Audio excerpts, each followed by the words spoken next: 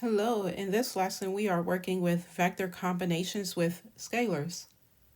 So as you can see, we have to find 2a minus 5b.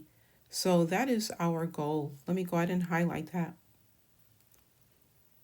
Okay, now what we're going to do is scale each vector first, then combine components.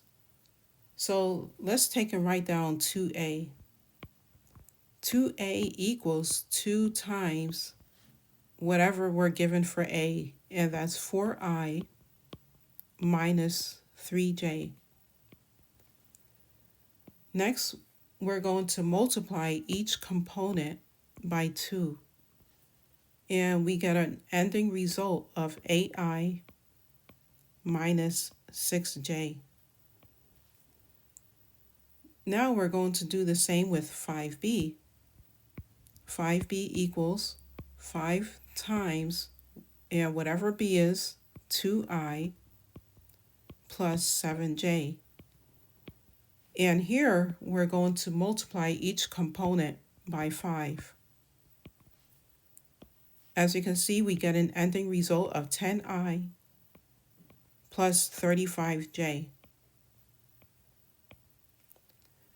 Now we need 2a minus 5b, so we will subtract this result. So we have 2a minus 5b, and you can see that 2a equals 8i minus 6j, so we're going to write that here. 8i minus 6j minus 5b, and that is 10i plus 35j. 10i plus 35j.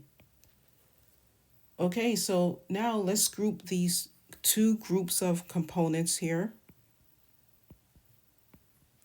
Notice that we have this negative sign out here. Well, this is going to distribute to each component within the parentheses here.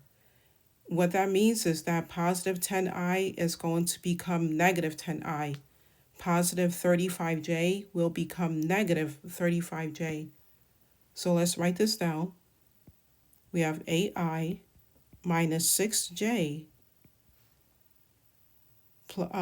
minus 10i minus 35j. Now we can combine the I components together and the j components together. So our I components are 8i minus 10i, which equals negative 2i. And our j components are negative 6j, negative 35j, which equals negative 41j. Okay, and so now we can write this in component form.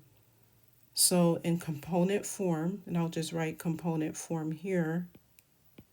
Component form is vector negative 2, negative 41. And that is our final answer. Okay, and another quick step you may want to take is to take a look at the I components, which are 8 minus 10. It does equals negative 2. Negative 6, negative 35 does equal negative 41. So that's a quick component check, which confirms the result. And as always, don't forget to distribute the negative across the both terms in what you saw here. The 10i and the 35j, that's important as well. And that is how to multiply vectors by scalars and combine them component by component.